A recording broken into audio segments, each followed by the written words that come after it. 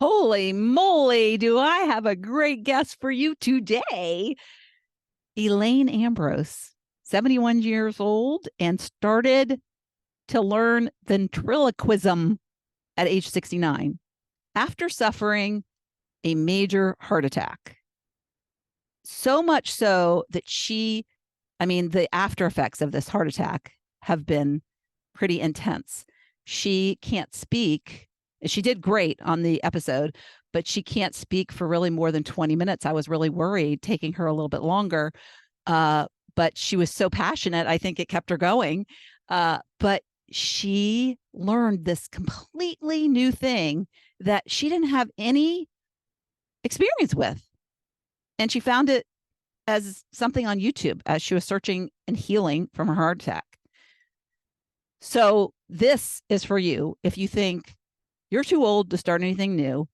If you think that there's nothing interesting and unusual to do in the world, because this is interesting and unusual, that she actually has these companions now. If you're lonely, this might be something you want to do. She has these companions that now speak for her.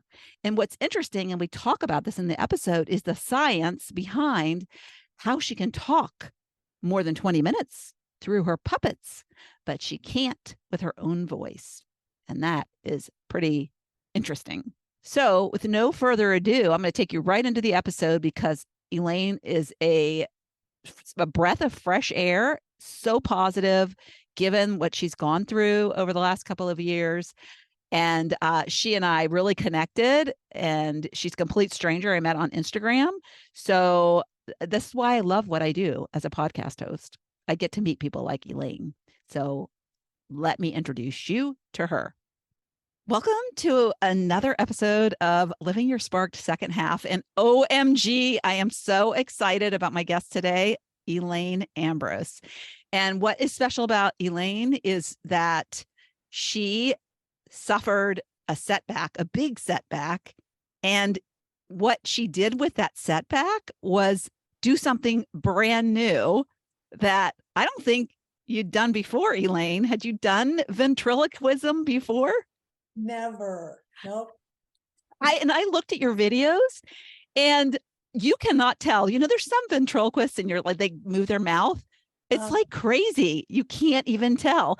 And the interaction with puppets, that's an acting thing. I'd be like talking and not looking at my puppet and stuff. So first of all, I think you're fabulous, what you've done and how you took something that most people couldn't recover from mentally, and you made something amazing out of it. And then you have a huge backstory, like an author of a dozen books. And so we have so much to talk about. I'm not sure we can get it all in this time, but you can come back and you just have such just great aura and energy about you that I know my listeners are going to love. So can you start by just introducing a little bit about yourself and just sum up what you can, and then we'll go from there and I'll ask questions. Thank you so much. I appreciate this opportunity. And I'm one of those people who wake up every morning grateful to be alive.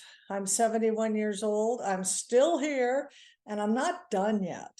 There's so much to do. I was a writer and a public speaker. I did webinars when the COVID hit. I took classes on how to do webinars because I couldn't continue my public speaking and writing workshops. So I would give hour-long webinars. And then in the summer of 21, I was a speaker at a writing conference in Mexico. It was at a boutique resort without internet, without phone, in my room. And I was in my room by myself. Well, after I did my presentation, I went to bed, and in the middle of the night, I woke up and thought I was dying. I thought someone was sitting on my chest. And you were literally dying, right? I couldn't breathe. There was no phone, no internet. So remember that when you go to boutique places. It sounds great to be off the grid, but not when you're having a heart attack. Yeah, and timing wise, in respect to COVID, when was that during COVID? Yeah, well, I had to have a mask on and everything, and I had to be tested. I was in Mexico, so of course you have to go through all the tests to get on the airlines. But in the middle of the night, I woke up, I couldn't breathe. I turned on the light. I thought somebody was in my room trying to smother me. Felt like there was a pillow on my head. Nobody was there. I didn't have the strength to crawl out of my room down the hall. So I sat up. I sat up the rest of the night. And then in the morning, I took my suitcase, emptied it on the bed because I couldn't carry it. And I took my passport and everything downstairs where there was a phone. I got to my airline and ordered a wheelchair. And I knew I'd had a heart attack, but I did not want to be in a Mexico hospital. Oh, I wanted to get home golly, you're brave. I wanted to get home to Idaho, and that was my driving force, get home. And so wheelchairs, I've found out, can be handy in airports, right through customs, right through to the first of the line on the airplane. So if you got to go in a wheelchair, that's the way. And of course, had to land 3 times.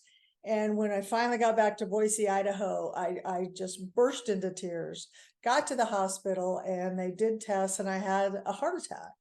So they scheduled some surgeries. First, I had a stent put in, and they went up through my leg. And then that didn't work, so they put in a defibrillator. And I have a little buddy implanted in my chest. I call him Sparky. Yeah, those are pretty serious. I had my husband's nephew had one of those put in. He's now had it removed, but when it kicks in, Uh-huh. it's a jolt. Has it kicked in for you ever? Yes. And I changed my whole life because I'm used to speaking for an hour. And you can probably tell sometimes my voice catches. I can't speak longer than 15 minutes. And so I had to redo everything. I wasn't done. I wasn't going to sit in my recliner. I have a special recliner that elevates my knees over my heart. And it's very tempting to just to go sit in that and watch movies and eat chocolate. But I can't do that. I have to do something. So I was fooling around on YouTube, and I watched a Jeff Dunham YouTube video on how to be a ventriloquist. And I thought, I can do that. So I got me some dummies, and I ordered them, and I joined a ventriloquist group. That is so amazing. And where did you do that online? Yes. Oh Yes. my gosh. And where do you get puppets? Jessie Joe from Idaho is over here, and she's saying howdy. I ordered her from the dummy shop, and then Dummy shop. Oh my gosh. That's so great. and Love then it. on this side we have Lady Delilah. She's from England, and she loves to tell you what to do. And so I have these puppets, and I make YouTube videos now, and I practice with Jeff Dunham's on how to. And it's basically you use your tongue, you keep your teeth together, and just let them do the talking. And so it's so much easier when they talk and I don't. So they've got the stories and the jokes and the songs. And I performed at a summer festival last month in McCall, Idaho, which is gorgeous. And they did jokes, they did stories. Kids came up and wanted to hear more stories, and they wanted to play with the puppets. And it's You're a a great great grandma, I'll tell you. yeah. I have a grandma and a grandpa puppet, and they are very opinionated. Yeah, they don't. That's amazing. I love that. I love it, and I do You parties. know, you can speak through your puppets, like what you really think. That is a safe way to like get your opinion out, right? Yes, it sure is. Now, Miss Laurie, if you ever want to get advice, call Jessie Joe. And then so I had a grandparents show that I started, and it's on one of my websites. And then I do advice from Lady Delilah, and then an older woman I call Aunt Olga. It's just strong of the old country, y'all. So Now I can't do an accent moving my lips. How do you do accents not moving? Could you do accents before? no, No, Oh my I gosh. watched Jeff Dunham videos And you've been doing uh, this how long now? since October. Hey, people, Yeah. you listening who think you can't learn anything new, who think that your life is over, like, listen to Elaine and what she's done. Find something on YouTube that you find fascinating. Now, what made you find that video? I'm just curious about your search. You were sitting around Uh, healing from your heart attack, and right. what Well, what popped that up? there are so many right and wrong opinions about the internet and YouTube and social media, and I try to keep it all positive. I don't watch the crap. I don't watch the stupid stuff. I try not to get involved in political or religious discussions because nobody wins and nobody changes a mind. So Exactly. I was looking at comedy, and because I have my books, I have three humor books. I have a Midlife Cabernet, Midlife Happy Hour, and Menopause Sucks. And so I was looking for something I could do with humor, and Jeff Dunham came up. And I thought, I can do that. That is amazing. What were your speeches about? You said you did speaking gigs. What was My, the theme my typically? most popular speech was live happy or die crabby. And I totally agree with that. And the older we get, I've found the best medicine is laughter. And I think somebody said that somewhere. Uh, Yes. Laughter is the best medicine. Yes. And Yes. my speeches, I also gave writing workshops. I was a speaker at the Irma Bombeck Oh Writers. my gosh, remember Irma? So Oh, many I people loved don't Irma. know My Irma. mom Google had Irma her, if you don't know Irma Bombeck. She is yes, amazing. my Yeah. mom had her columns taped to the refrigerator. Hmm. So when I was a speaker at her conference, it was a high for me. It was such a privilege, but I can't do that anymore. I can't speak an hour anymore. But my puppets, they do just fine. So I let Yeah. them. Sorry, I didn't mean to interrupt, but I that's was intriguing to me that you you can't speak with your regular voice because that depletes your energy, but yet your puppets, speaking through your puppets, doesn't deplete your energy. What is that physiological going on? Well, I looked that up myself. And Pablo Casals, remember the great cellist? He had arthritis in his fingers, and I have some arthritis. But when he played his cello, his fingers were okay. And I've had surgery on my fingers for arthritis, but when I play my piano, they work. It's a mind game that I'm not smart enough to figure out, but I'll take it and run with it.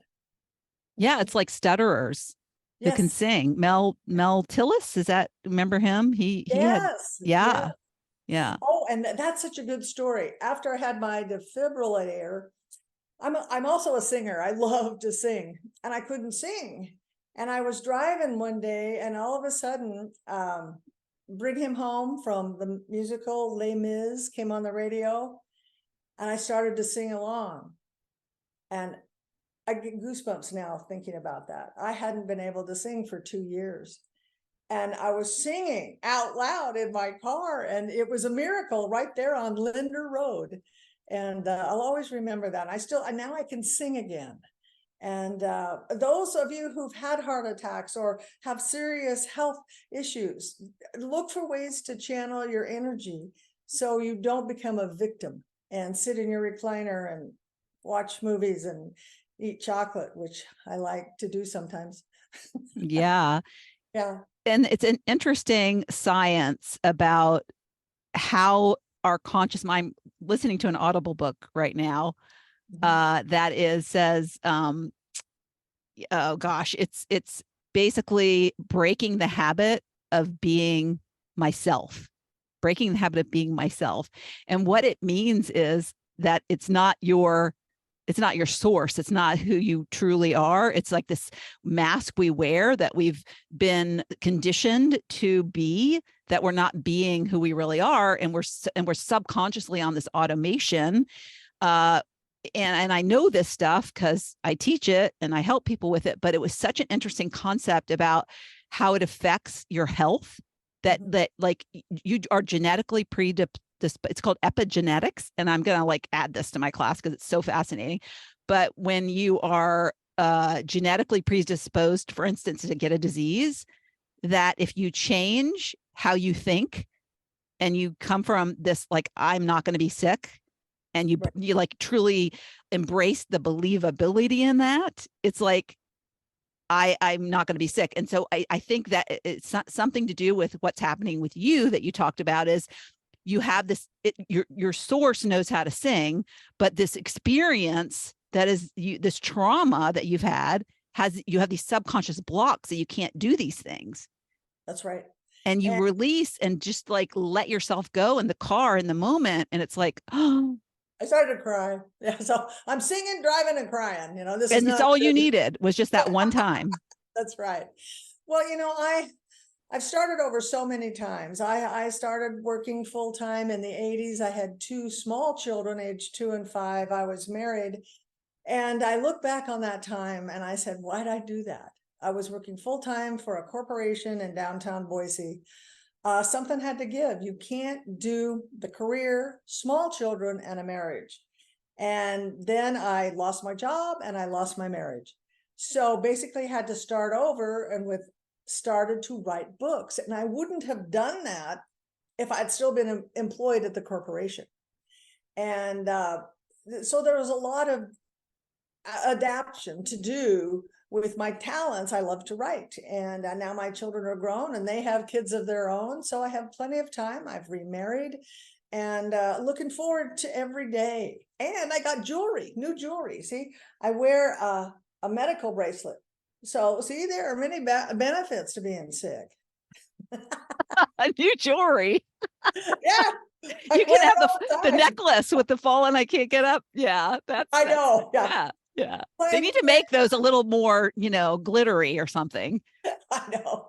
Well, and those of us who've taken care of elderly parents know what we want and don't want. My sweet, dear mother had dementia, and she was in a wheelchair at the end. And bless her heart, she struggled so hard. And I don't want that. I mean, she was the most wonderful person until the end. And that's what my children remember of her. I know. So I'm That's trying tough. my best to stay vibrant and alive. Yes, I don't want to be remembered like that. My husband has said he wants me to make a promise that I'll put a pillow over his head. And I'm like, don't ask me to do that. Ask your best friend to do that. Right. Yeah. Right. Yeah. But I get it. Yeah. So we're given this life, and we're given to each one has a story. And I also used to give workshops on writing a memoir. I wrote my memoir. It's called Frozen Dinners. And everyone has a story. And if you just think back and meditate and keep a journal and look back on your life, wow, there's a story there, or probably 100 stories. And so I encourage your followers to start writing if they haven't, and think of all those times of childhood and junior high and high school and all the different parts that make us who we are now. And yes, we do have some hereditary issues. My father was a heavy smoker, and so he had heart attacks. I have never smoked, but I had a heart attack. And so you probably got secondhand smoke too from that. Right. So this wasn't expected. That's the last thing I thought. I was going to have a heart attack. It'd never been evaluated for my doctors and physical checkups. So yeah, that was one of the questions that, it was, what are the signs? I mean, you said you had a heavy chest. Was there anything else leading up to that you can think back to? Nothing. And then it just felt like someone was sitting on me and putting a pillow over my face. I thought someone had broken in my room and was trying to kill me. And what did they find out? Were you blockages? Yeah, I have a left bundle blockage and cardiomyopathy. And at first, my ejection fraction, which is how fast the blood pumps, was 30%. I was half dead, because you're supposed to be over 60. Well, that was a year ago. And I started focusing on these puppets and doing something with my brain. I just had an echocardiogram last week. The ejection fraction is up to 43%. And my cardiologist was amazed. He said, "How'd you do that?" I said, "My puppets." Yeah. Yeah. Well, and it's the positive attitude of, continuing to be a force that wants to, a comic, Right. being funny. In this book, it also said that they did a test and, some study, and they had people watching the news versus a group of people watching comedy. And then they measured their happiness level or whatever, however they do that in the clinic. But just the watching of that, and if you're listening and you watch a lot of news, stop watching the news and put it on the comedy channel or put it on something funny, a movie. You're Watch right. Elaine, because having positivity, humor in your life, it creates good health. It's that unknown element that we can't see. It just is very, very mental game. Yeah. So that's awesome. I'm so glad you brought that up. No, I agree with you on the news. When I do watch the news, I'm a journalism major, so I was hooked on watching the news all the time, and it wears you down because we can't do anything about it. I can't save the world, but I can save my community. I can work with my family, keep it local.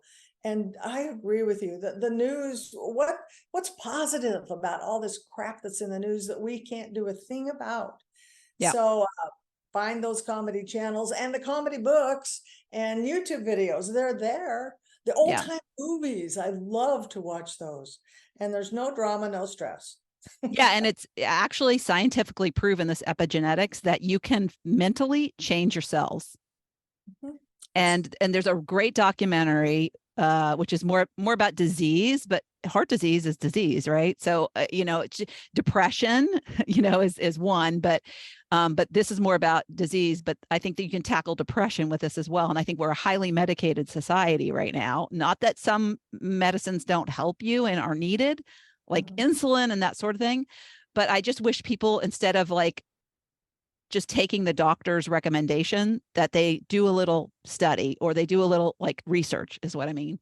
But Heal is a documentary, and it's a lot about how your brain affects your well-being.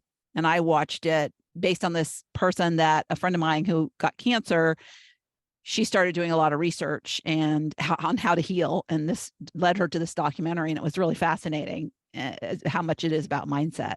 Because, you can imagine when you get sick with a disease that somebody tells you terminal, like you think, okay, this is the end, and everything you do is about the end, instead of it's like, oh, what if I live? What if this is a positive thing and that I can help other people with it? And it's such an interesting, fascinating place for me, because I'm so fascinated with the human mind and what makes somebody tick and how we're different, and how the behavior associated. I Yeah. totally agree. But with a caveat is that we can't cure cancer. No. Cancer happens, cancer kills people, but we can adapt an attitude, whether it's ourselves or someone else, and try to help with a positive force. Go read them books, play music for them. When my mother was lost in dementia, it broke my heart because she didn't remember me. But Yeah. take her favorite songs, Tennessee Ernie Ford, and I would play those for her and she would smile. So there was something still in there. And always was till the end when I played Tennessee Ernie Ford and held her hand. There was some connection. They're not totally gone. That is a very good idea, because my mom is in assisted living, and I haven't thought about playing, because they used to play these Johnny Cash and Patsy Cline. And, I remember them with the albums and some of the music that they listened to. And that I've never thought about that, to try that. Oh, please do. She would react to that. And I knew she was still in there till the end. And then she passed away. It was so hard. And I've lost both my parents and all my brothers. I'm the last one standing, and I'm not going yet. Yeah, that takes some like positive thinking, right? Yeah, when you're the last one. Yeah, there's no one with memories of my childhood because they're all dead. But So tell me about your puppets, and do you sing with your puppets? Do you use your singing voice with your puppets? Oh, Jessie Joe, she sings from Idaho. Yes, I do. And it's not good, but it gets a laugh. That's so good. Tell me about your writing. I've always been a writer. I grew up on a potato farm in Wendell, Idaho, population 1,000.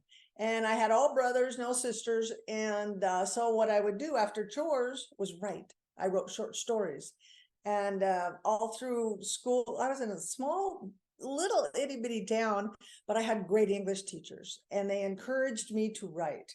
Then I went to college, University of Idaho, majored in journalism, and I had a great writing career for corporations. And then that's not fun because I couldn't control it. So I started my own publishing company and started writing and publishing books. And I write in 3 genres: humor for middle-aged women, memoir, and children's books. And my children's books are all related to Idaho, like Gators and Taters and the Magic Potato. So That's once you amazing. start writing, you can't stop. And I have a notebook by my bed because usually the great ideas come right as I'm falling to sleep, and I don't remember them in the morning, so I have to write down. And I keep, your iPhones have a record feature. So if I'm thinking of something and I'm gone from home, I can record those ideas on my phone. And then I go write them. And I Yeah. blogs. Oh, I encourage your readers to start a blog. It's free. And my blog, elaineambrose.com, but got me to write every day. You know, a blog is only 500 words. A book is 60,000. So when you break it down to 500 words, it's much easier. And then one of my first books, Midlife Cabernet, is a collection of my blogs. Yeah, I love that.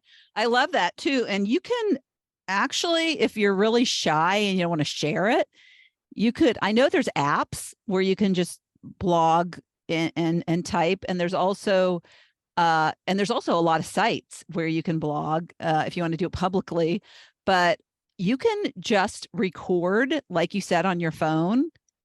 And so you can create like a notebook in the free app Notes that comes with and you can just have the date and have just your little video diary going on. And then if something comes up that you think is of value, then share it. Right. I Yeah. know many families have a family blog Oh, so that yeah. you keep in touch with family members who are all over the country or the world, and they limit it to that and they can stay. It's like the Christmas letter, but it doesn't end. Yeah. I like that. We've done this, but we don't consistently do it. But my 2 daughters, when the grandkids come to visit, I create a Facebook group. And so I'll just like post pictures in there. So then we'll have memories when they come to nanny camp. We do that. But you can have a Facebook group that's completely private, so easy to set up. So yeah, all kinds of ideas. I love that. So it sounds like your career was also in writing, but you Yes. were just kind of doing what the corporate mission Yes. was, not what your own Yeah. personal mission. Yeah. No, That, corporate communications can destroy your soul. yes.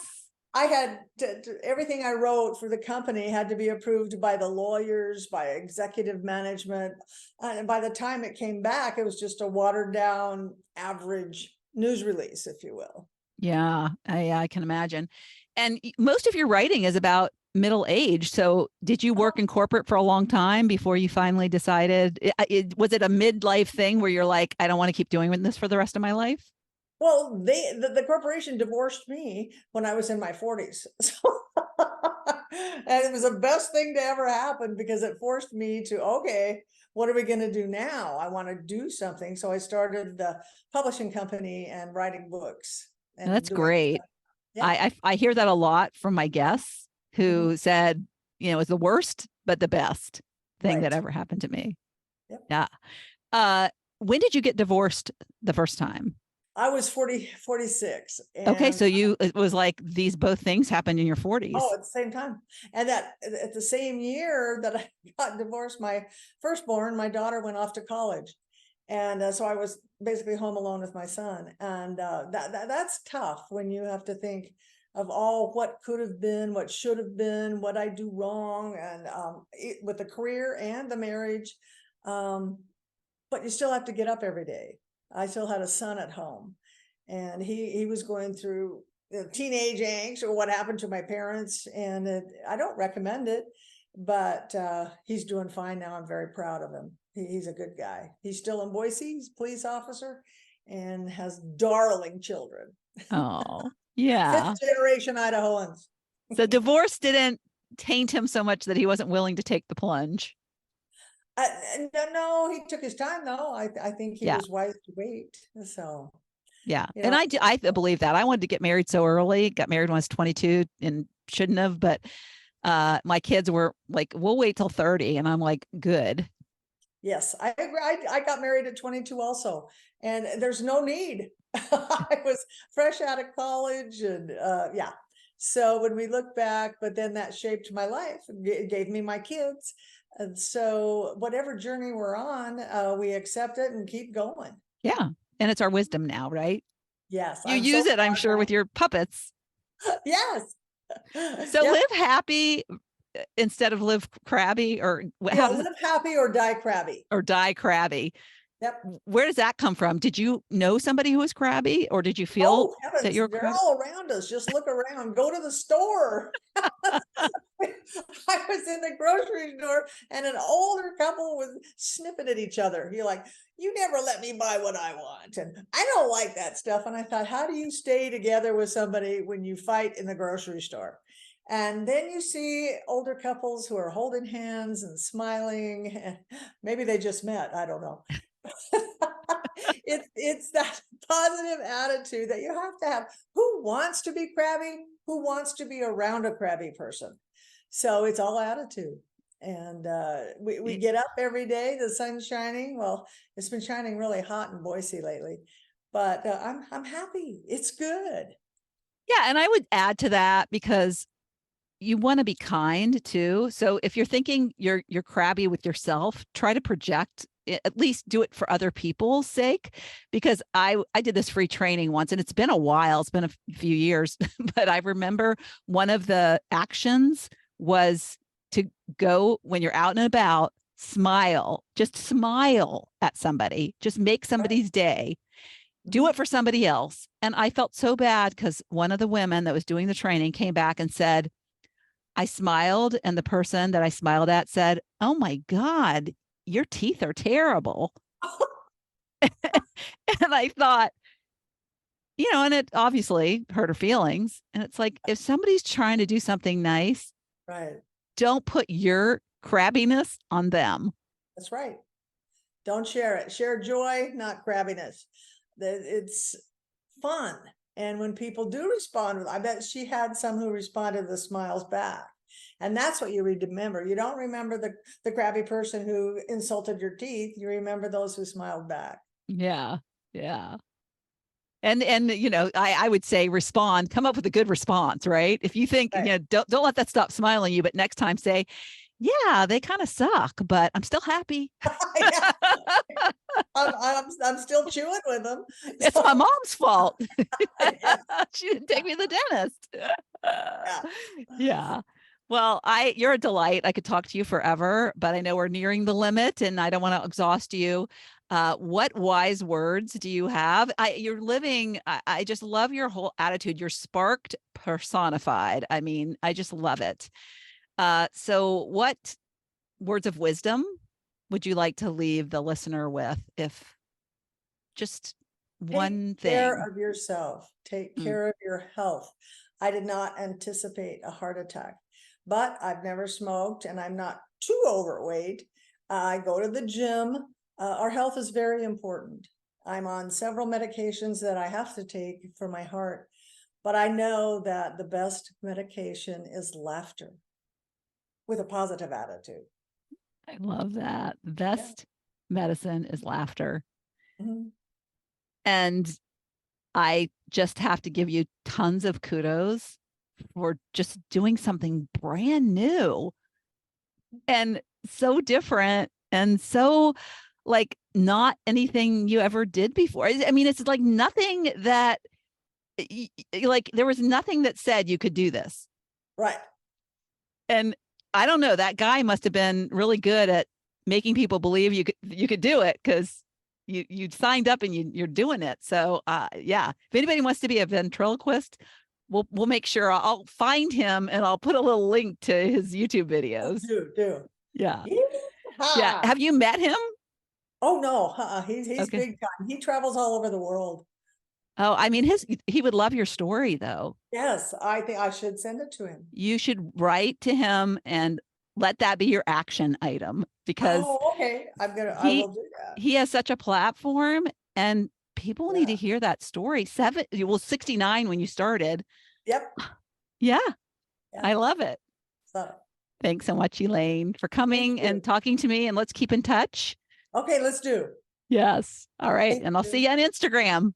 Oh, yes. Okay. Yeah, she's on Instagram, by the way. Where are you? Are you mostly on YouTube? YouTube, Instagram, Facebook, Twitter. all over. Okay. Okay. Awesome. All right. Thanks so much. Thank you. Bye. Thank you so much for tuning into the Living Your Spark Second Half podcast. If you'd like to watch my guest interviews, you can find the video version of this podcast on my Not Your Average Grandma YouTube channel. Also, you can check out what I have going on at the moment by going to my website at notyouraveragegrandma.com, or find me on Instagram or Facebook at notyouraveragegrandma. If you like this episode, please mention it to a friend, and don't forget to leave a review so I know the topics you like best and can bring you more of that content in upcoming episodes. Last but not least, remember to always listen to that inner voice that will never steer you wrong, and make living from the most sparked place possible your biggest priority. When we do that, we make the world a better place.